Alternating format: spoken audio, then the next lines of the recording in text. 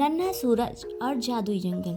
एक समय की बात है, एक छोटे से गांव के पास एक घना और जादुई जंगल था।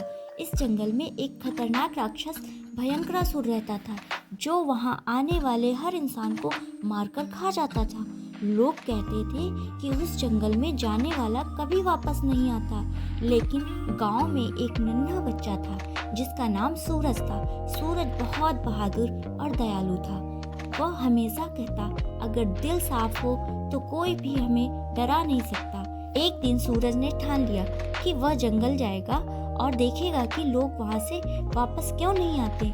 सूरज ने अपनी माँ से बोला, माँ, मैं जंगल जाऊंगा, मैं सबको बताऊंगा कि डर के पीछे का सच क्या है।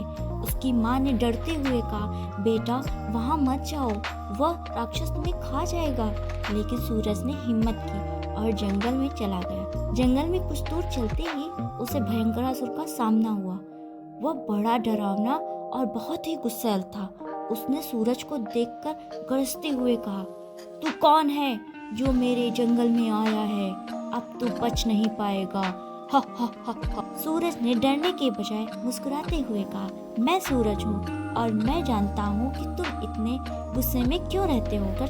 राक्षस यह सुनकर चौंक गया। किसी ने इससे पहले ऐसा सवाल नहीं पूछा था। जैसे ही सूरज और भयंकरासुर बात कर रहे थे, आसमान से एक सुनहरी रोशनी आई।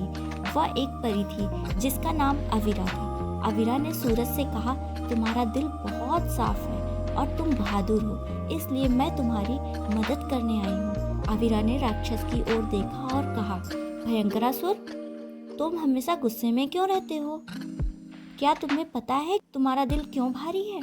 भयंकरासुर ने सिर झुका लिया और बोला, मुझे किसी ने कभी प्यार नहीं दिया, मैं हमेशा अकेला रहा, इसलिए मैं सबको डराता हूँ।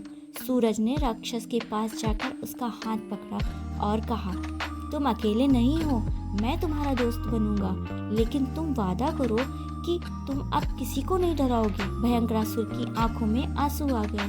उसने कहा, मैं वादा करता हूँ। अविरा ने अपनी जादुई छड़ी से राक्षस को एक सुंदर और प्यारे इंसान में बदल दिया।